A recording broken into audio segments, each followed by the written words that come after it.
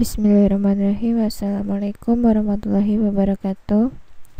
Alhamdulillahirrahmanirrahim, kita dapat melanjutkan kembali perkuliahan kita pada mata kuliah Komunikasi, Informasi, Edukasi, dan Konseling Gizi. Nah, dimana pada hari ini kita akan membahas materi selanjutnya, yaitu tentang pendidikan kesehatan dan gizi. Baik, di sini kita akan masuk pada pembahasan yang pertama, yaitu tentang pendidikan kesehatan. Nah, di mana pengertian tentang pendidikan kesehatan di sini ada berbagai macam yang dikemukakan oleh para ahli kesehatan masyarakat. Nah, yang pertama di sini menurut Kamus Gizi, di mana pendidikan kesehatan itu adalah peningkatan pengetahuan, keterampilan, dan penguasaan teknologi serta pelatihan di bidang kesehatan, termasuk di dalamnya penelitian kesehatan. Yang kedua, menurut Wood, pendidikan kesehatan adalah sejumlah pengalaman yang berpengaruh secara menguntungkan terhadap kebiasaan, sikap, dan pengetahuan. Kemudian ada menurut Samsunir Adam, di mana pendidikan kesehatan itu mencakup sejumlah pengalaman dari seseorang yang mengubah atau yang mempengaruhi sikap atau tindakan-tindakan yang berhubungan dengan kesehatan. Yang terakhir, menurut Joint Committee on Terminology in Health Education of United States, mengatakan pendidikan kesehatan suatu proses yang menyangkut dimensi dan kegiatan intelektual, psikologis, dan sosial. Jadi, kesimpulan dari pendidikan kesehatan itu sendiri bahwa pendidikan kesehatan suatu proses yang berdimensi luas untuk mengubah perilaku masyarakat sehingga norma hidup sehat dapat diterapkan dalam kehidupan sehari-hari. Sebelumnya, kita harus pahami terlebih dahulu apa yang disebut dengan pendidikan. Nah, di mana pendidikan itu sendiri yaitu suatu proses penyamaan penyampaian materi pendidikan kepada sasaran pendidikan atau anak didik, gunanya untuk mencapai perubahan tingkah laku yang merupakan tujuan pendidikan. Karena pendidikan itu merupakan proses dengan sendirinya yang mempunyai unsur-unsur seperti masukan dan keluaran. Jadi itu kesimpulan dari pendidikan kesehatan.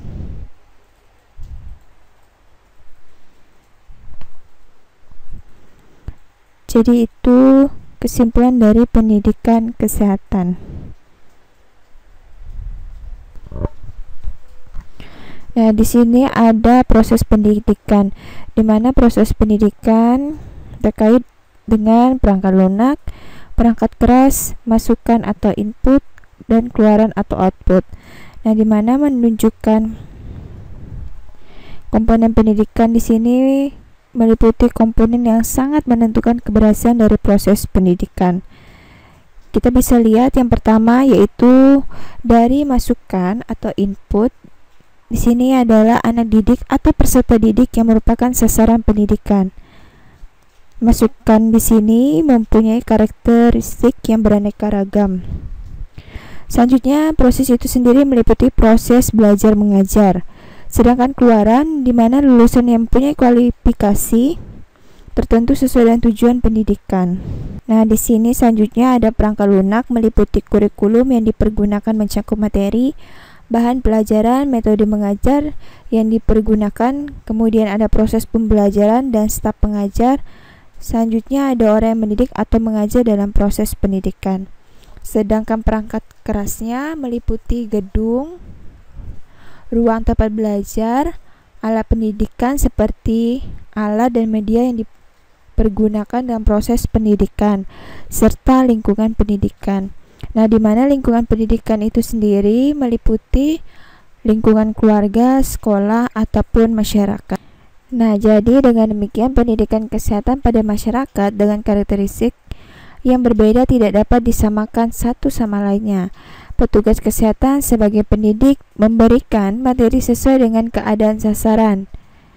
Demikian juga halnya dengan metode pendidikan, cara berkomunikasi dalam pendidikan kesehatan. Alat peraga atau media pendidikan disesuaikan dengan permasalahan kesehatan yang dihadapi oleh sasaran. Nah, di sini kita bisa lihat ada lingkungan pendidikan kesehatan juga berperan penting dalam keberhasilan pendidikan kesehatan.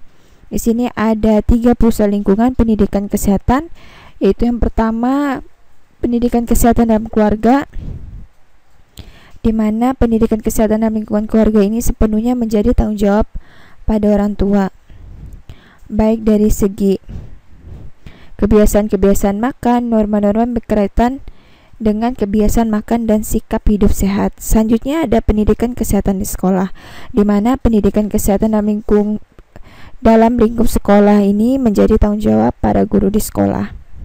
Pendidikan kesehatan di sekolah juga menanamkan kebiasaan dan norma-norma dan kebiasaan hidup sehat pada murid serta memberikan pengetahuan kesehatan. Nah, selanjutnya ada pendidikan kesehatan di masyarakat, di mana pada lingkup masyarakat di sini dapat dilakukan melalui lembaga-lembaga dan organisasi yang ada. Misalnya, memberikan pengetahuan, memotivasi sikap, dan membentuk.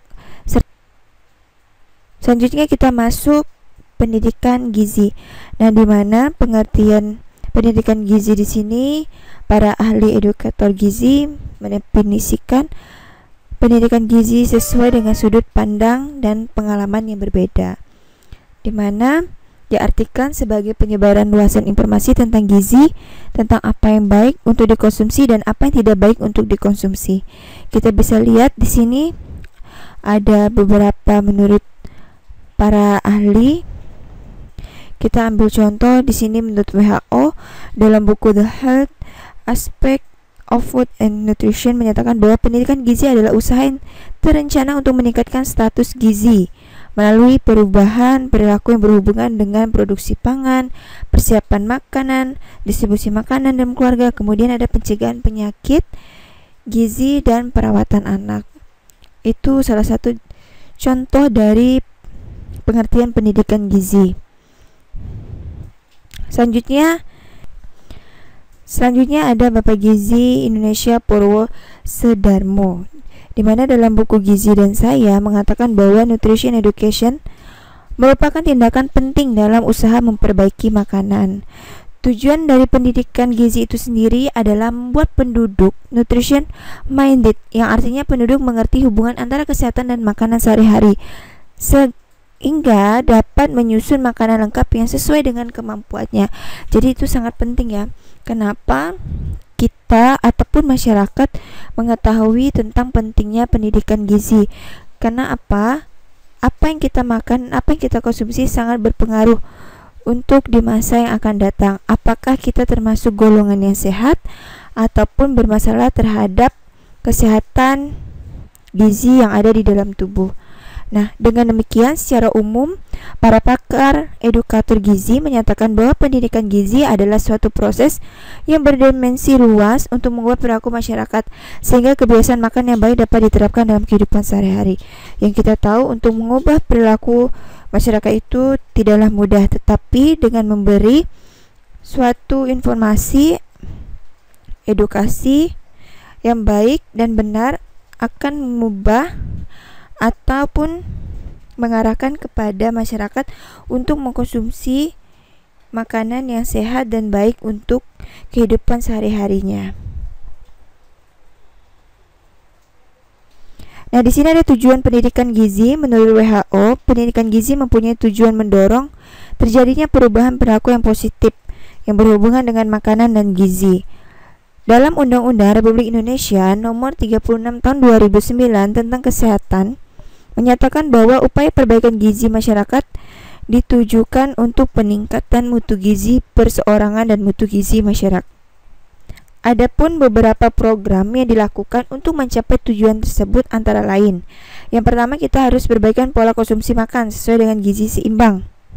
Kedua, perbaikan perilaku sadar gizi, aktivitas fisik dan kesehatan.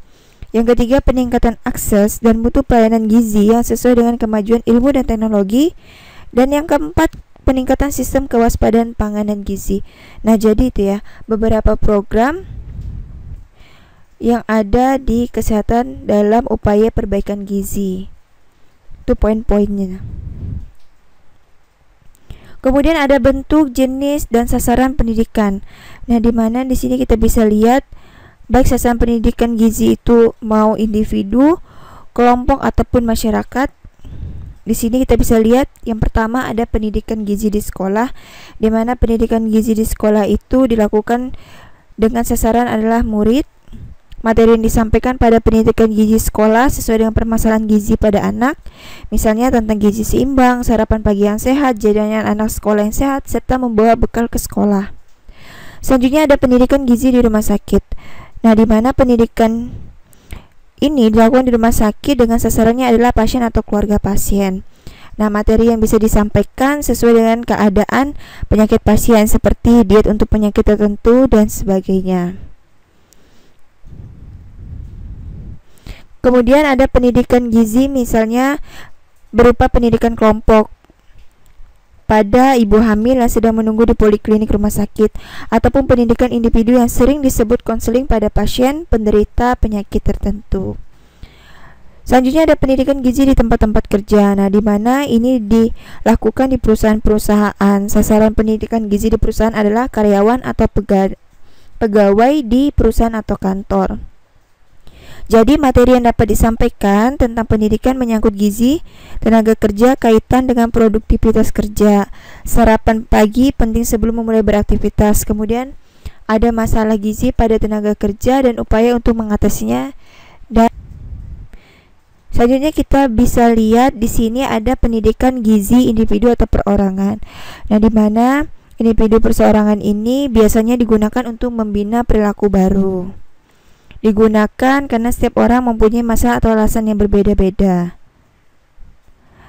Selanjutnya ada pendidikan gizi kelompok, di mana pendidikan gizi kelompok ini pendidikan gizi yang sasarannya kelompok dengan karakteristik yang sama. Misalnya, pendidikan atau penyuluhan gizi pada ibu hamil, pada gizi ibu menyusui, pelatihan pada kader gizi, penyuluhan anemia gizi pada remaja putri, dan sebagainya. Di mana kelompok besar ini menggunakan metode pasti yang berbeda-beda dengan pendidikan dan pada kelompok kecil. Bisa digunakan melalui metode ceramah dan seminar. Kalau dilakukan pada metode diskusi kelompok, biasanya di mana untuk kelompok besar metodenya akan berbeda dengan pendidikan kelompok kecil. Biasanya kalau pada kelompok besar ini dilakukan dengan metode ceramah dan seminar. Sedangkan kelompok kecil ini biasanya dilakukan dengan metode diskusi kelompok, curah pendapat, bola salju, bermain simulasi, bermain peran, dan lainnya. Nah, di mana di sini juga ada pendidikan gizi massa atau publik, di mana gizi massa di sini yaitu pendidikan gizi yang sasarannya masyarakat luas. Pendidikan gizi yang biasanya secara massa ini atau bersifat umum, tidak membedakan jenis kelamin maupun umur, pekerjaan, status sosial, tingkat pendidikan, dan sebagainya. Jadi materi yang dirancang sedemikian rupa harus bisa dipahami oleh massa tersebut. Biasanya pendidikan gizi ini dipergunakan untuk menggugah kesadaran masyarakat terhadap suatu inovasi atau perilaku baru. Jadi ada penerapan pendidikan gizi yang bersifat umum ini biasanya dilakukan seperti ceramah, pidato-pidato tentang gizi, bisa ditayangkan seperti film, spanduk, ataupun poster. Jadi itu pentingnya pendidikan kesehatan dan gizi di dalam mata kuliah komunikasi, informasi, edukasi, dan konseling gizi. Untuk apa? Untuk perbaikan kesehatan gizi yang ada di masyarakat ataupun individu. Baik, itu saja yang dapat saya sampaikan. Kurang dan lebihnya mohon maaf. Semoga bermanfaat. Akhir kata, assalamualaikum warahmatullahi wabarakatuh.